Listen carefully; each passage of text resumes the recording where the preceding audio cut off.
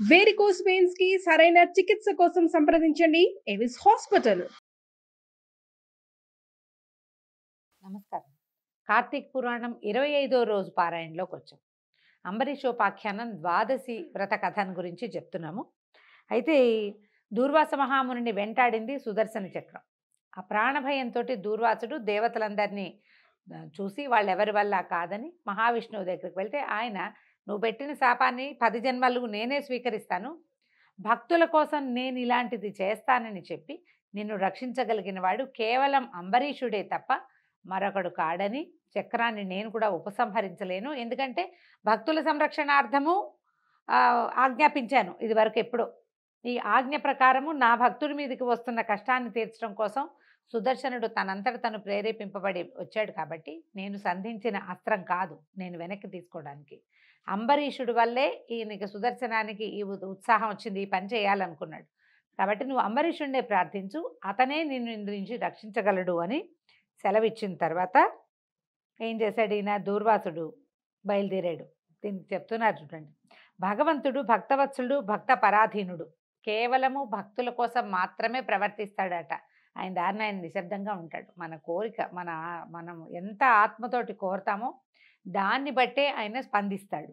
కనుక సర్వాంతర్యామి అయిన భగవంతుని పట్ల కృతజ్ఞులమై ప్రవర్తించాలని, భగవంతునికి అతని భక్తులకు భేదం ఉండదని తెలుసుకోవాలని, భక్తులకు అపకారం చేస్తే భగవంతుడు తప్పక శిక్షిస్తాడని తెలుసుకొని జాగ్రత్తగా మసలుకోవాలని ఈ అధ్యాయం సూచిస్తోంది.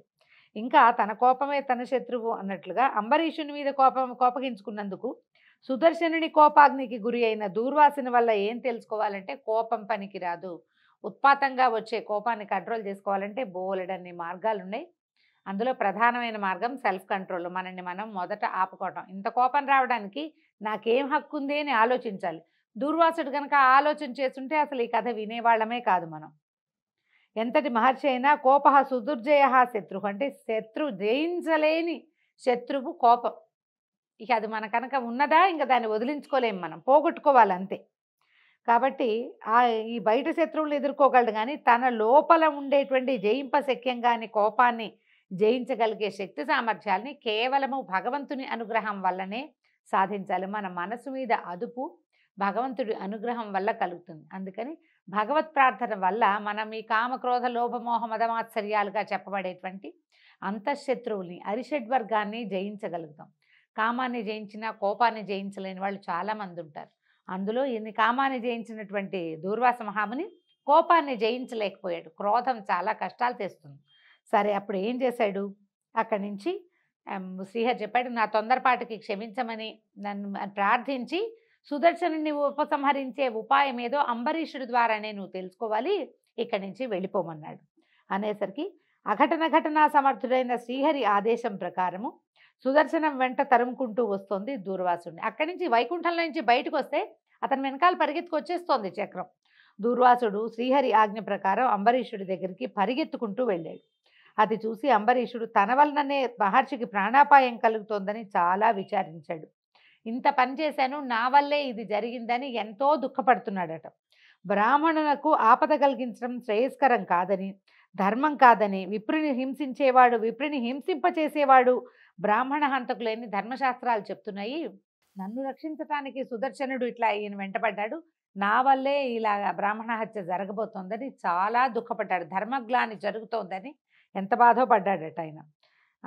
దూర్వాస మహాముని నా కారణంగానే ప్రాణభయంతో అల్లాడిపోతున్నాడు, తిండి తిప్పలు లేక అలమటించిపోతున్నాడు, కర్తవ్యం తెలియక పడిపోతున్నటువంటి పరమనిష్టాగరిష్ఠుడు, యోగ సంపన్నుడు, నైష్టికుడు అయిన బ్రాహ్మణ శ్రేష్ఠునికి నా మూలంగా కష్టం కలిగిందని బాధపడుతూ అంబరీషుని హరిని ధ్యానిస్తూ కలవరపడుతున్నాడు. ఆ సమయానికి దూర్వాసుడు అంబరీషుడి దగ్గరకు వచ్చి, శరణు అంబరీష, నువ్వు మాత్రమే నన్ను ఈ సుదర్శన చక్రం బారి నుంచి రక్షించగలిగిన సమర్థుడివి అని ప్రార్థించాడు. గోబ్రాహ్మణేభ్య శుభమస్తు నిత్యం అని మనం జయవాక్యం ప్రతిరోజు చదువుకోవాలి. ప్రతి వాళ్ళు కూడా గోవుకి బ్రాహ్మణుడికి శుభం జరగాలి, వాళ్ళిద్దరూ బాగుంటే ప్రపంచం అంటది. లోకా సమస్త సుఖినో భవంతు, ఈ వాక్యాలు ఎప్పుడు చదువుకోవాలంటారు. ప్రతిరోజు పూజాంతంలో మనం జయవాక్యాలు, శాంతి మంత్రాలు చదువుకుంటాం, అందులో ఈ వాక్యం ఉంటుంది. అయితే తనకు అపకారం చేసిన వాడికైనా అపకారం తలపెట్టకూడదన్న చిన్న సుమతి శతక పద్యాన్ని మనకి జ్ఞాపకం చేస్తున్నాడు. ఎప్పుడూ కూడా ఆవిడ మనకి చెడు చేసినా వాళ్ళకి మనం చెడు చేయకూడదు. గోవులు బ్రాహ్మణులు నిత్యం అందరి చేత రక్షింపబడాలి అనేది ఆలోచించుకుని ఈ దూర్వాసుడు బతిమలాడాడు కదా, నన్ను వదిలిపెట్టి నాకున్న గౌరవభావంతో నువ్వు ద్వాదశ పారణకి రమ్మన్నావు, నీకు కాలాతిక్రమణ చేసి నీ వ్రతభంగం అయ్యే విధంగా నేను ప్రవర్తించాను, నిన్ను అనేక విధాలుగా నిందించి శపించాను, దానివల్లే నా ప్రాణాలకు ఉపద్రవం తెచ్చుకున్నాను, శ్రీహరి విడిచినటువంటి సుదర్శనం నన్ను తురుముకుంటూ నా వెనకాలే వస్తోంది, నన్ను తుదముట్టించందే ఆ సుదర్శనం శాంతించేలాగా లేదు, చేసేది లేక వైకుంఠానికి వెళ్ళి శ్రీహరిని ప్రార్థించాను, సుదర్శనాన్ని ఆపగలిగే సత్తువ ఉన్నవాడు కేవలము అంబరీషుడే కానీ నేను కాదని సాక్షాత్తు వైకుంఠవాసుడే సెలవిచ్చాడు, ఆయనే నన్ను నీ దగ్గరికి పంపించాడు కనుక నన్ను రక్షించమని పరిపరి విధాలుగా అంబరీషుణ్ణి ప్రార్థించాడు.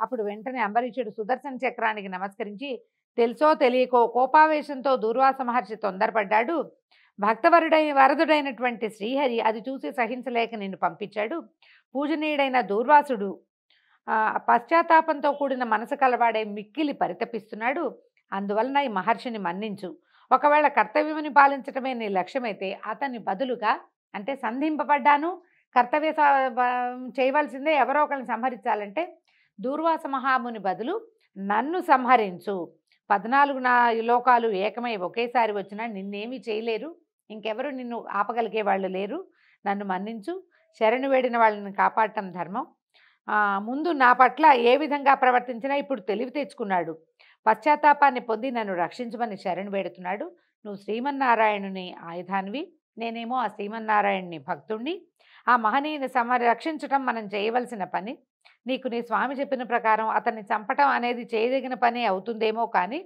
నా ద్వారా శరణు పొందాలి అన్నది శ్రీహరి యొక్క ఆలోచన కనుక శ్రీహరి మనసులోని ఆలోచన ప్రకారం అతని ప్రాణభిక్ష పెట్టు అని అంబరీషుడు అనేక విధాలుగా ప్రార్థించాడు సుదర్శనుని. కానీ సుదర్శనుని మనసు శాంతించలేదు, దూర్వాసుని వదిలిపెట్టడానికి ఇష్టపడినట్టు అనిపించలేదు.